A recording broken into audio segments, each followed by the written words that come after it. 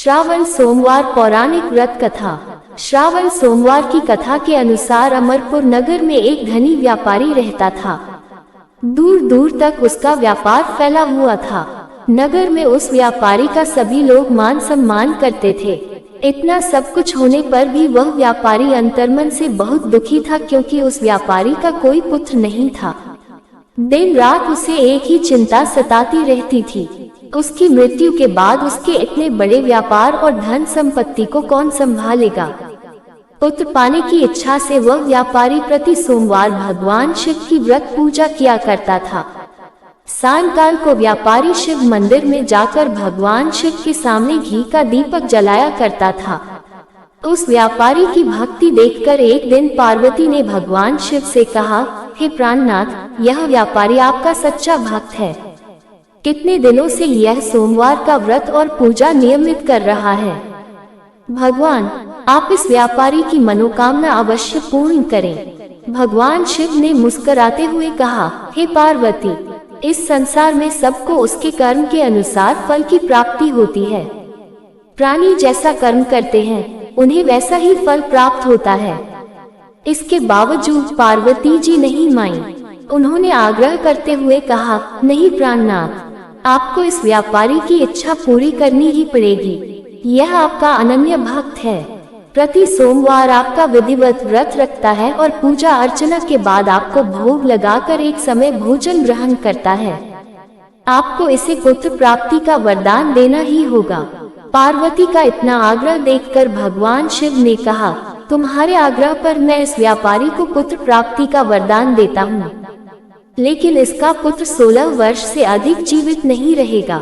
उसी रात भगवान शिव ने स्वप्न में उस व्यापारी को दर्शन देकर उसे पुत्र प्राप्ति का वरदान दिया और उसके पुत्र के 16 वर्ष तक जीवित रहने की बात भी बताई।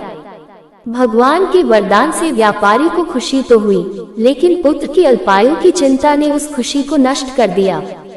व्यापारी पहले की तरह सोमवार का विधिवत व्रत करता रहा। कुछ महीने पश्चात उसके घर अति सुंदर पुत्र उत्पन्न हुआ। पुत्र जन्म से व्यापारी के घर में खुशियां भर गईं। बहुत धूमधाम से पुत्र जन्म का समारोह मनाया गया। व्यापारी को पुत्र जन्म की अधिक खुशी नहीं हुई, क्योंकि उसे पुत्र की अल्पायु के रहस्य का पता था। यह रहस्य घर में किसी को नहीं मालूम था। विद्वान ब्राह्मणों ने उस पुत्र का नाम अमर रखा। जब अमर 12 वर्ष का हुआ तो शिक्षा के लिए उसे वाराणसी भेजने का निश्चय हुआ। व्यापारी ने अमर के मामा दीपचंद को बुलाया और कहा कि अमर को शिक्षा प्राप्त करने के लिए वाराणसी छोड़ आओ। अमर अपने मामा के साथ शिक्षा प्राप्त करने के लिए चल दिया। रास्ते में जहाँ भी अमर और दीपचंद रात्रि विश्राम के लिए ठहरते, वहीं यज्ञ करते और ब्राह्मणों को भोजन कराते थे। लंबी यात्रा के बाद अमर और दीपचंद एक नगर में पहुँचे। उस नगर के राजा की कन्या के विवाह की खुशी में पूरे नगर को सजाया गया था। निश्चित समय पर बारात आ गई, लेकिन वर का पिता अपने बेटे के एक आंख से काने होने के कारण बहुत चिंतित था। उसे इस बात का भय सता रहा था कि राजा को इस बात का पता चलने पर कहीं वह विवाह से इनकार न कर दे, इससे उसकी बदनामी होगी। वर के पिता ने अमर को देखा तो उसके मस्तिष्क में एक विचार आया। उसने सोचा, क्यों न इस लड़के को दूल्हा बनाकर राजकुमारी से विवाह करा दूं।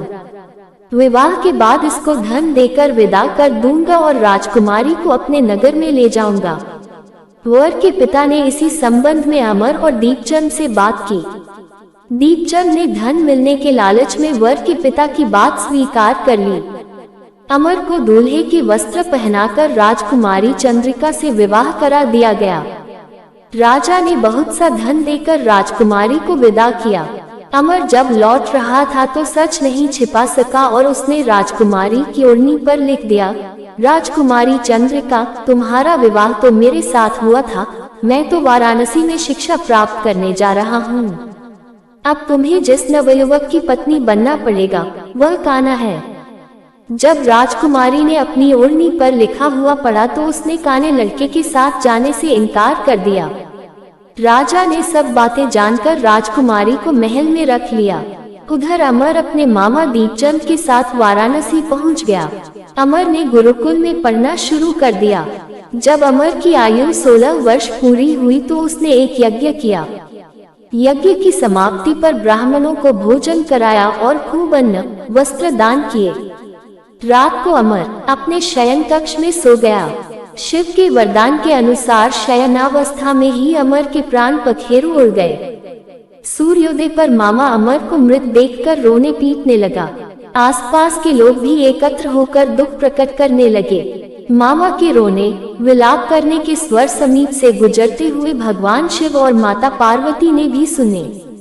पार्वती जी ने भगवान से कहा, प्राणनाथ, मुझसे इसके रोने के स्वर सहन नहीं हो रहे, आप इस व्यक्ति के कष्ट अवश्य दूर करें।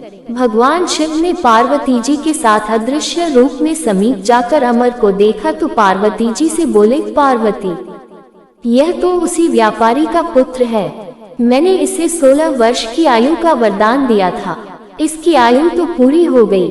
पार्वती जी ने फिर भगवान शिव से निवेदन किया, हे प्राणनाथ, आप इस लड़के को जीवित करें, नहीं तो इसके माता पिता पुत्र की मृत्यु के कारण रो रो कर अपने प्राणों का त्याग कर देंगे। इस लड़के का पिता तो आपका परम भक्त है, वर्षों से सोमवार का व्रत करते हुए आपको भोग लगा रहा है। पार्वती के आग्रह करने पर भगवान शिव ने उस लड़के को जीवित होने का वरदान दिया और कुछ ही पल में वह जीवित होकर उठ बैठा। शिक्षा समाप्त करके अमर मामा के साथ अपने नगर की ओर चल दिया। दोनों चलते हुए उसी नगर में पहुंचे जहां अमर का विवाह हुआ था। उस नगर में भी अमर ने यज्ञ का आयोजन किया।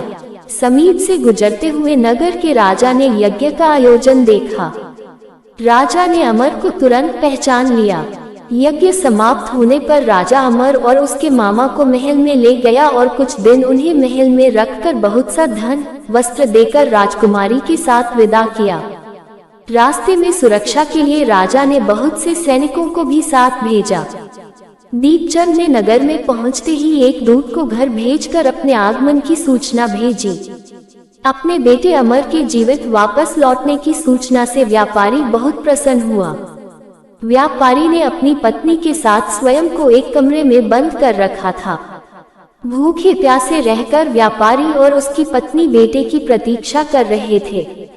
उन्होंने प्रतिज्ञा कर रखी थी कि यदि उन्हें अपने बेटे की मृत्यु का समाचार मिला तो दोनों अपने प्राण त्याग देंगे।